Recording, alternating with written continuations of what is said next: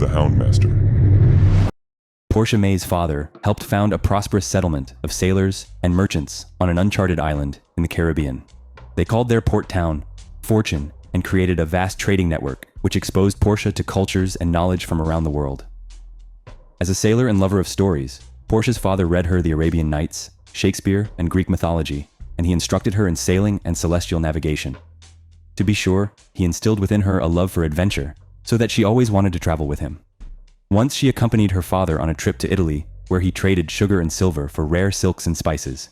There, they also acquired a litter of Corso puppies, which her father said they would train as hunting dogs for Fortune's yearly hunting games. He also mentioned she could keep the strongest of the litter for her upcoming 12th birthday. She named the pups Caesar, King, Shah, Athena, and the runt of the bunch Snug. But before she could begin their training, a violent storm pushed Nightstream off course into an area controlled by freebooters. Desperately, her father tried to steer the ship to safety, but the dreaded Mad Molak attacked them with his ships and took Nightstream quickly. Those who survived the initial attack were pitted against each other in vicious fights that Molak and his crew would wager on. The brigand promised that the last man standing would be let go. When Portia's father refused to participate, the most vicious of Molak's men, his son, Tariq, tortured him for hours and finally slit his throat. Keeping Portia alive to get past Fortune's outer defenses, Molak and Tariq returned to their sloop and left a skeleton crew on Nightstream. Portia would lead them into Fortune, and once inside, Molak and his raiders would attack, pillage, and burn their beloved town to the ground. Using her skills in celestial navigation, Portia led them off course through an area that many claimed to be cursed, known as the Dragon's Tooth. Some believed the area bled into the dark, malignant domain of some ineffable evil where monsters roamed. Portia hoped to lead Molak to his doom, and if she perished in the effort, so be it. As she approached the Dragon's Tooth, dark clouds accumulated, and a cold black fog surrounded them. Sheets of rain fell, and a fierce wind roared down on the ship, creating black mountains that crashed over the mast. Instantly, Molak and his ship turned away from the storm and left her to perish, but Portia refused to surrender. As Nightstream plowed through the thick fog and lightning, her heart thundered in her chest as the ship creaked and groaned and slowly capsized. The last thing she saw before the ocean swallowed her whole was the silhouette of a giant tentacle crashing down on them. Portia opened her blurry eyes to see Snug staring down at her. He licked her face and barked for her to get up. Blinking the salt water out of her eyes, she pushed her aching and bruised body from the ground, but collapsed onto the strange purple sand. She had never seen anything like it before. With difficulty, she gathered herself, stood, and turned to face the runt. Snug barked twice and began sniffing the ground, leading her to a cluster of coconuts and purple seaweed. She dried out the seaweed, cracked the coconuts, and ate on the rocks, quietly listening to creatures she had never heard before, and suddenly realized.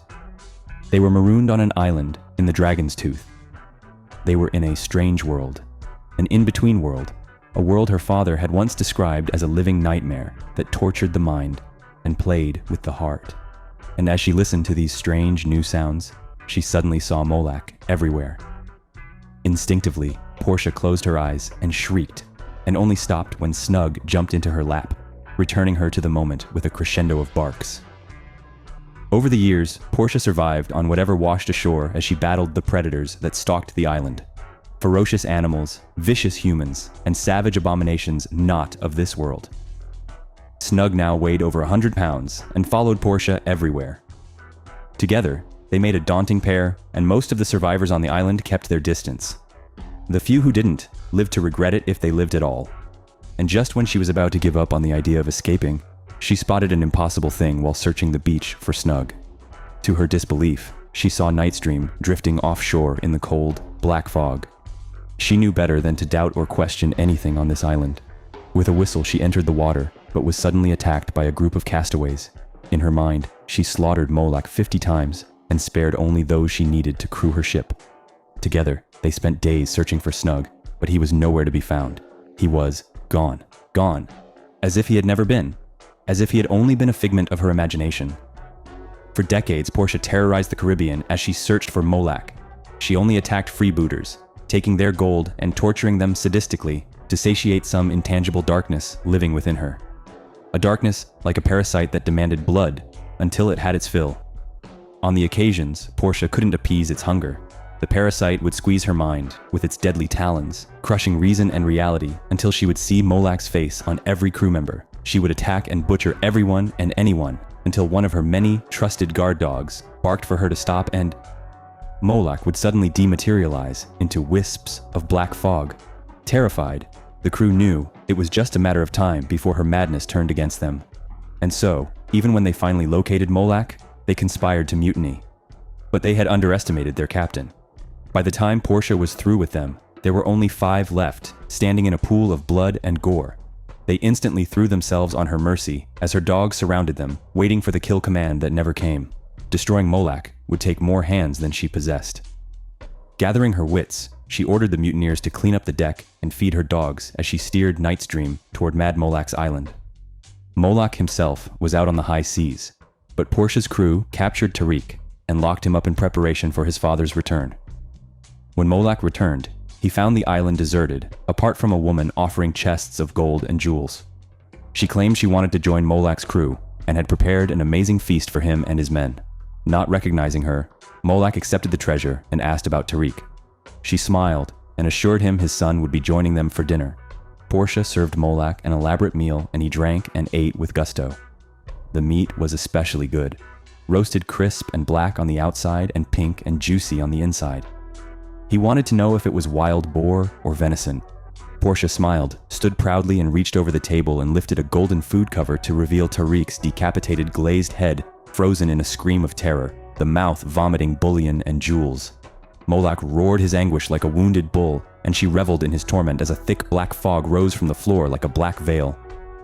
But before she could strike Molak down, something unseen jerked him backward into the darkness. At once her laughter died, lips curled with mingled panic and rage. Veins in her neck stood out in livid ridges. Talons gripped her mind and squeezed and refused to let go. He was gone before she could stomp his head into a bloody pulp. Unintelligible words fumbled out of her mouth and degenerated into a guttural rasp. And just as she was about to scream, she heard the impossible. A bark she hadn't heard in years. She heard it again and again, snug. He had Molak's scent.